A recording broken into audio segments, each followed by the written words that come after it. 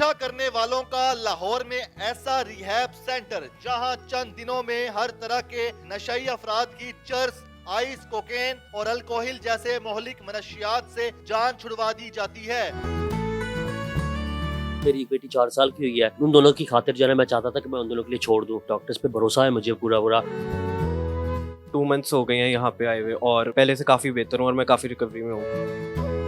Patient यहाँ पे अपनी फिजिकल हेल्थ के लिए ट्रेडमिल यूज कर रहा है। फोकस लाइफ रिहैब सेंटर जो है वो मेल के साथ साथ फीमेल को भी एड्रेस करता है। हर रोज 700 के करीब डेथ्स जो है ना, यंग डेथ्स नशे की वजह से होती हैं। हम लोग पेशेंट को डेली भी असेस करते हैं और हमारा पूरा पैनल वीकली बैठता है। इस वक्त भी 2 ऐसे पेशेंट हैं जो कि यहाँ पे इलाज की खातिर आए हुए हैं, लेकिन यहाँ पर उनके लिए बिलियर्ड गेम का टूर्नामेंट करवाया जा रहा है। डेली बेसिस पे डिफरेंट तरह के लेक्चर्स होते हैं। 100 से 120 डेज का ट्रीटमेंट प्लान होता है, जिसमें मेडिसिन के साथ साथ group therapies sessions, group sessions, 1-to-1 counselling. नाज़रीन, नशे से इंकार, जिंदगी से प्यार कहते तो सभी हैं, लेकिन ये मुमकिन कर दिखाया फोकस लाइफ रिहैब सेंटर ने, जिनके गुलबर्ग और जौहर टाउन में ऐसे सेंटर बने हुए हैं जहां पर चर्स, अल्कोहलिक और आइस जैसे नशों से ऐसे जान छुड़वाई जाती है कि जिसके बाद हर किसी को अपनी जिंदगी से प्यार हो ही जाता है। हर तरह के नफ्सियाती मसाइल का कैसे यहाँ पर इलाज किया जा रहा है, आइए आपको सारा माहौल दिखाते हैं किस तरह से नशे की लत में लगे हुए नौजवानों का इलाज जारी है।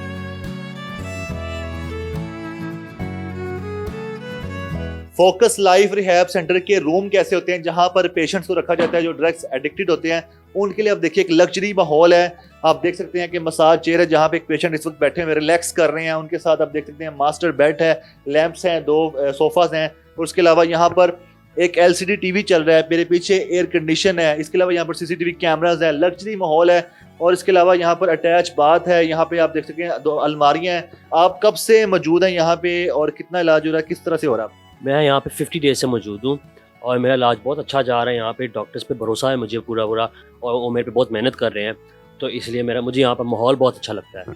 ड्रग्स में किस तरह लगे थे? आपके दोस्तों ने या किसने लगा? मुझे दोस्तों ने इन चीज़ों में लगा दिया था। आपको लगता था कि दोस्त आप समझेंगे कि आप बैकवर्ड हैं, नशा नहीं करते? हाँ जी, क्योंकि एक बार मैंने उनको कहा था कि मैं नहीं करना चाहता, तो उन्होंने मेरा मजाक उड़ाया था, तो इसलिए मैंने उससे बचने के लिए मैं फिर इन चीज़ों में लग गया जी। मेरी 2 बेटियाँ हैं और अभी जो है ना मेरी एक बेटी 4 साल की हुई है, तो उन दोनों की खातिर जो है मैं चाहता था कि मैं उन दोनों के लिए छोड़ दूं और अपने लिए भी, अपने खातिर के लिए। तो कितना मुश्किल है जो ड्रग्स एडिक्टेड होते हैं उनके लिए, तो एक लम्हा भी उसके बगैर नहीं रहा जाता। ये मुश्किल तो है, लेकिन अगर आप अपनी सच्चे दिल से चाहे ना अपने आप को बदलना और अपनी ज़िंदगी में तब्दीली लाना चाहें तो आप ये कर सकते हैं। गैदरिंग की वजह से कुछ फ्रेंड्स से ऐसे गैदरिंग बाहर सर्कल ऐसा बन गया जिसकी वजह से मैं ये ड्रग्स में आ गया। दिन रात ड्रग्स ही लेता था और मतलब बाहर ही रहता था घर से, और उसकी वजह से मतलब काफ़ी लाइफ डिस्टर्ब हो गई थी। कोई डिसिप्लिन नहीं था लाइफ में, रातों को घर से बाहर रहना और घर वालों की बात नहीं माननी, पढ़ाई भी अपनी छोड़ दी। तो ये काफ़ी इफेक्ट किया था इसने, ड्रग्स ने मेरी लाइफ पे। इस रिहैब सेंटर में आप खुद आए थे या कोई घर वाले लेके आए थे, और यहाँ पे ट्रीटमेंट कैसा हुआ आपका? यहाँ पे बेसिकली मुझे मेरे कुछ फ्रेंड्स लेकर आए थे और उन फ्रेंड्स को जब पता लगा कि मैं ड्रग्स यूज़ करता हूँ तो वो मुझे यहाँ पे लेकर आए थे, और जब मुझे यहाँ पे लेकर आए थे तब मैं काफ़ी वीक था। तो मेरा ट्रीटमेंट हुआ और मुझे यहाँ पे तकरीबन 2 मंथ्स हो गए हैं यहाँ पे आए हुए और काफ़ी अच्छा हो गया, मतलब काफ़ी पहले से काफ़ी बेहतर हूँ और मैं काफ़ी रिकवरी में हूँ। ये वाली जो लाइफ है ज़्यादा बेहतर है उस लाइफ से। तो आपको लेके आए दूसरे रूम में, जो कि आप देखिए ये कह सकते हैं कि एक के बाद एक और लग्जरियस रूम है। ये रिहैबिलिटेशन सेंटर है या फिर कोई 5 स्टार होटल है जहाँ पे इतने ज़बरदस्त मास्टर बेड हैं, साथ सोफ़ा है, साथ टीवी चल रहा है, और यहाँ पे आके हर किसी को, कोई भी हो, मेंटल पीस लाजमी मिलेगा।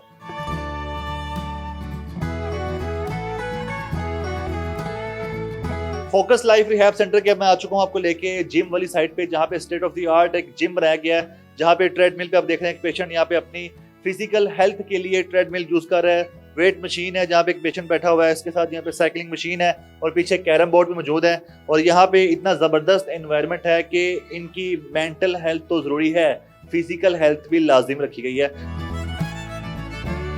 फोकस लाइफ रिहैब सेंटर में आप देख सकते हैं कि बिलियर्ड गेम का भी एहतमाम किया गया। जितने भी पेशेंट्स हैं यहाँ पे जो रहते हैं उनका ट्रीटमेंट चलता है, लेकिन उनको मेंटली तौर पर रिलैक्स करने के लिए उनके लिए गेम्स का बंदोबस्त किया गया। इस वक्त भी 2 ऐसे पेशेंट हैं जो कि यहाँ पे इलाज की खातिर आए हुए हैं, लेकिन यहाँ पर उनके लिए बिलियर्ड गेम का टूर्नामेंट करवाया जा रहा है, जो कि अभी आप देख भी रहे हैं। आइए आपको लेके चलते हैं काउंसलिंग रूम में और आपको दिखाते हैं कि मिस समीना राना साहिबा मौजूद हैं जो कि साइकोलॉजी डिपार्टमेंट की हेड भी हैं। तो मैम, यहाँ पे काउंसलिंग की जा रही है, काउंसलिंग में क्या क्या शामिल है और इसकी कितनी ज़रूरत होती है ख़वातीन की काउंसलिंग के लिए? एक्चुअली आजकल जिस तरह मर्दों मेल्स में जो है नशे का रुझान बढ़ रहा है, इसी तरह फीमेल में भी बढ़ रहा है। तो फोकस लाइफ रिहैब सेंटर जो है वो मेल के साथ साथ फीमेल को भी एड्रेस करता है और यहाँ इनका प्रॉपर ट्रीटमेंट होता है। पंजाब हेल्थ कमीशन के SOPs को फॉलो किया जाता है। इनका विंग हमने अलग बनाया हुआ है जहाँ पर इनको psychiatrist, female psychiatrist, doctor, paramedical staff, पूरा इनका जो है दिन भर की देखभाल जो है वो अलग से की जाती है।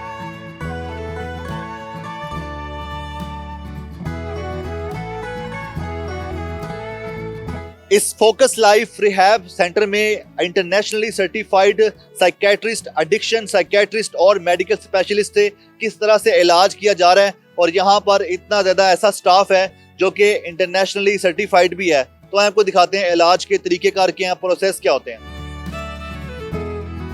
मैम बताइएगा, ये जो नशा है ये लोग किस तरह इस नशे की लत में लग जाते हैं? टेंशन होती है, मसाइल होते हैं, कई तरह के लोगों के रवैये होते हैं या फिर हैबिट्स होती हैं, दोस्तों में बैठते हैं, तो किस वजह से आप समझते हैं और किस तरह के नशे में लोग लग रहे हैं आजकल? नशा अनफॉर्चुनेटली पाकिस्तान में आए रोज़ बढ़ता जा रहा है। UNODC की रिपोर्ट के मुताबिक 2013 में पब्लिश हुई थी जिसमें 6.7 मिलियन लोग नशे का शिकार थे और उस टाइम पाकिस्तान की आबादी 180 मिलियन थी। उस हिसाब से देखा जाए तो अब हर 15 से 20 लोगों में एक बंदा नशे का शिकार है और ये हर साल 40,000 से 50,000 लोगों का इजाफा हो रहा है। और उसमें अनफॉर्चुनेटली जैसे पहले देखा जाता था कि सिर्फ लड़के नशे की तरफ आते हैं, अब देखा गया है कि 78% अगर लड़के हैं तो 22% लड़कियां भी इसका शिकार हैं। और इसमें एज अर्ली एज पॉसिबल जैसे यंग लोग 15 साल की उम्र से स्टार्ट कर देते हैं, 60 साल की उम्र तक के भी लोग नशे का शिकार पाए जाते हैं। सो यंग लोगों में ये बहुत ज़्यादा बढ़ता जा रहा है, यूनिवर्सिटी कॉलेजेस में बहुत कॉमन होता जा रहा है और ये अलार्मिंग हद तक बढ़ता जा रहा है। एक अंदाजे के मुताबिक हर रोज़ 700 के करीब डेथ्स जो है ना, यंग डेथ्स नशे की वजह से होती हैं।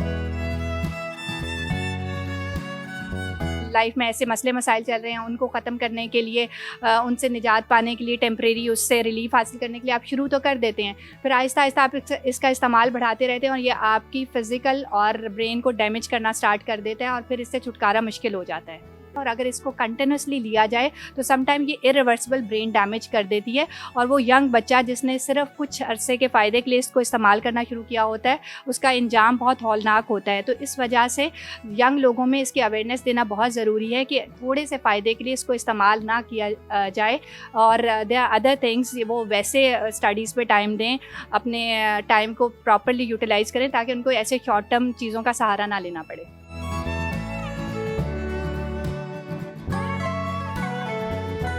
मैम बताइएगा, यहाँ पे जो मीटिंग चल रही है ये वीकली मीटिंग होती है या डेली रिपोर्ट देखी जाती है और तमाम प्रोफेशनल्स, डॉक्टर्स का स्टाफ बैठा हुआ है, क्या बातें चल रही हैं?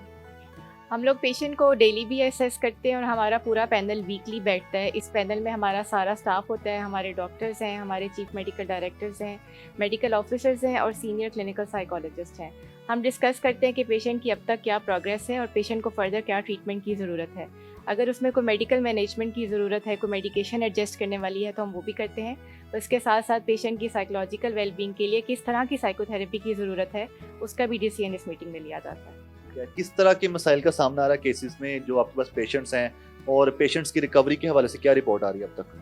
पेशेंट्स हमारे पास सब्सटेंस अब्यूज़ के साथ साथ एसोसिएटेड साइकेट्रिक डिसऑर्डर्स जो सब्सटेंस अब्यूज़ की वजह से होते हैं, मसलन उसमें एंजाइटी डिसऑर्डर्स भी हैं, डिप्रेसिव डिसऑर्डर्स भी हैं, स्किज़ोफ्रेनिया भी है, बाइपोलर भी है और पर्सनैलिटी डिसऑर्डर्स। हम हर तरह के डिसऑर्डर्स को मैनेज करते हैं और ट्रीट करते हैं इस रिहैब में।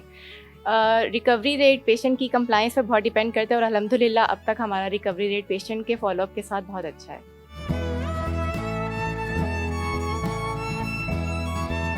नया पेशेंट आता है आपके पास, उसको सबसे पहले कैसे चेक किया जाता है और उसके बाद फिर उसको एडमिट करने के लिए किन मराहिल से गुजरते हैं? सबसे पहले तो इनको हम एवेल्यूएट करते हैं फिज़िकली, मेंटली और वाइटल्स लेते हैं और उसके बाद मेंटल स्टेट एग्जामिनेशन तफसील से करते हैं। उसमें ये होता है, पता चलता है कि बच्चा कोई ड्रग्स ले रहा था, कब से ले रहा है, कौन कौन सी ड्रग्स ले रहा है और कितना नुकसान पहुंच चुका है और हमारे पास आया तो किस स्टेज पे है। फिर उनकी बेसलाइन हम लैब डायग्नोसिस करवाते हैं और साथ ही ट्रीटमेंट शुरू करवा देते हैं। अभी आप जिस पेशेंट को चेक कर रहे थे, इसका क्या चेकअप किया जा रहा था और क्या ये न्यू पेशेंट है? हाँ, ये हमारे पास न्यू पेशेंट आए हैं और इनका ये है कि इन्होंने बताया कि ये हैश इस्तेमाल कर रहे हैं, स्मोकिंग भी करते रहे हैं और इस वक्त काफ़ी प्रॉब्लम्स में थे, तो घर वालों से इन्होंने अपना प्लान करके कि मोटिवेटेड हैं कि मेरा इलाज करवाया जाए। और इसका इलाज का फिर दो हिस्से होते हैं, एक डिटॉक्सिफिकेशन होती है और साथ रिहेबिलिटेशन होती है। इनका इलाज मुमकिन है? जी, इनका इलाज बिल्कुल मुमकिन है। इसमें ख़ास तौर पे फैमिली का रोल और डॉक्टर्स का रोल और साइकोलॉजिस्ट का रोल, ये तीनों मिलके एक यूनिट के तौर पे काम करते हैं और इलाज बिल्कुल मुमकिन है। यहाँ पर जो आप लेक्चर दे रही हैं, किस टॉपिक पे लेक्चर दे रही हैं और इस लेक्चर में इन तमाम जो पेशेंट्स हैं इनको क्या सिखाया जाता है? सर बेसिकली यहाँ डेली बेसिस पे डिफरेंट तरह के लेक्चर्स होते हैं। वो साइको एजुकेशन पेशेंट को दी जाती है जो ड्रग्स को छोड़ने में उनकी मदद देती है कि किस तरीके से कौन से टूल्स आप यूज़ करके, कौन सी टेक्निक्स आप यूज़ करके उन क्रेविंग्स को मैनेज कर सकते हैं ताकि वो चीज़ जो है वो दोबारा से आपको नशे की तरफ जाने से रोक सके।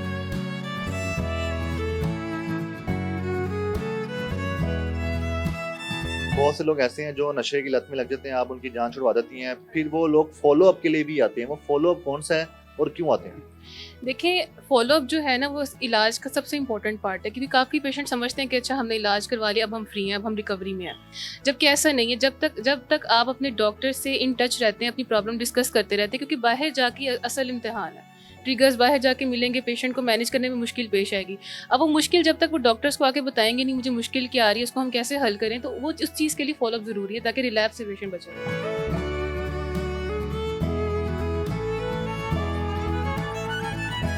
मेरे साथ मजीद क्लिनिकल साइकोलॉजिस्ट सुंदर एजाज साहब मौजूद हैं। मैम बताइएगा, बहुत से लोग हैं जिनको आप रिकवर करते हैं नशे से, जो नशा करते हैं उनकी जान छुड़वा देते हैं, लेकिन दोबारा ये लोग क्यों नशे में लग जाते हैं? नशे की लत क्यों लगती है दोबारा? देखिए, इसकी एक बहुत बड़ी वजह ये है कि लाहौर में बहुत ज़्यादा रिहैब्स हैं, लेकिन वहाँ पे एजुकेशनली ट्रीटमेंट नहीं किया जाता। वहाँ पे लोगों की रिलैप्स से बचने के लिए उनको अवेयरनेस नहीं दी जाती।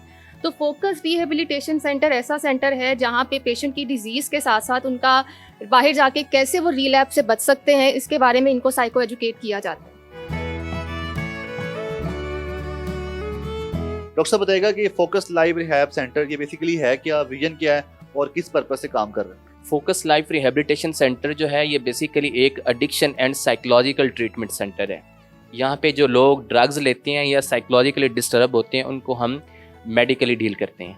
जितने भी ड्रग्स एडिक्ट हैं वो कैसे आपके पास आते हैं? एडमिशन किस तरह से होता है? प्रोसेस क्या होता है इस रिहैबिलिटेशन सेंटर में? फोकस लाइफ रिहेबिलिटेशन सेंटर जो है, यहाँ पे पेशेंट को एडमिशन का जो प्रोसेस होता है, पहले हम पेरेंट्स को बुलाते हैं अपने पास, उनके ट्रेनिंग सेशंस होते हैं, वो बताते हैं अपने पेशेंट के बारे में, जो भी उस ड्रग्स ले रहा होता है उसके बारे में हिस्ट्री देते हैं। फिर हमारी प्रोफेशनल्स की टीम है जो उसको इंटरवेंशन करके फोकस लाइफ रिहैब में लेके आती है। जब वो यहाँ पर आते हैं तो सबसे पहले उनकी लैब्स की जाती हैं और जिसमें उनके ब्लड के जो टेस्ट हैं वो होते हैं, यूरिन टेस्ट होते हैं, उसमें असेस किया जाता है कि इसको कोई मेडिकली प्रॉब्लम तो नहीं है और कौन कौन से ड्रग्स ले रहा है और किस क्वांटिटी से ले रहा है। ये एक प्रॉपर प्रोसेस है जिससे उसको गुजार के एडमिशन किया जाता है उसका। हम मल्टीपल ड्रग्स को डील करते हैं और जितने भी दुनिया में नशे हैं उन सब को हम डील करते हैं। जो भी यहाँ पे एडमिशन लेता है, ड्रग्स एडिक्टेड होता है, फिर उसको यहाँ पर किस तरह से ट्रीटमेंट दिया जाता है? एनवायरनमेंट क्या क्या होता है और कितनी देर का, कितने दुरानिये का कोर्स होता है? फर्स्ट ऑफ ऑल तो ये 100 से 120 डेज़ का ट्रीटमेंट प्लान होता है और जिसमें मेडिसिन्स के साथ साथ group therapies, sessions, group sessions, 1-to-1 counselling, psycho education, ये एक प्रॉपर प्रोग्राम है जिससे उनको गुजारा जाता है। यानी कि डिजीज़ कॉन्सेप्ट से लेके रिलैप्स प्रिवेंशन प्रोग्राम है जिससे हम इनको गुजारते हैं, फिर ये ठीक होते हैं।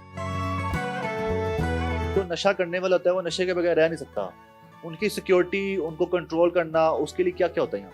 हाँ, इसमें जो भी पेशेंट्स हमारे पास एडमिट होते हैं उसके लिए प्रोफेशनल टीम है हमारे पास जो इनको डील करती है, जिसमें psychiatrist, addiction psychiatrist, addictionologist, clinical psychologist, motivational speaker और आलम दीन की टीम है जो इनको डील करते हैं। यानी कि bio, psycho, social and spiritual उनको डील किया जाता है टेक्निकल तरीके से, यहाँ पे प्रोफेशनल हेल्प से गुजारा जाता है, जिसमें वो फिर इस तरह के कोई अग्रेशन शो नहीं करते या भागने की कोशिश नहीं करते, और मेडिकली उनको बिल्कुल इस जो डिटॉक्सिफिकेशन प्रोसेस होता है वो पेनलेस होता है। वहाँ पे उनको किसी भी तरह की कोई पेन्स नहीं होती जिस प्रोसेस से गुजारा जाता है, तो अल्हम्दुलिल्लाह इस तरह के प्रॉब्लम नहीं होते। फिर आपके फोकस लाइफ रिहैबिलिटेशन सेंटर की जो फीस है वो कितनी होती है कोर्स की?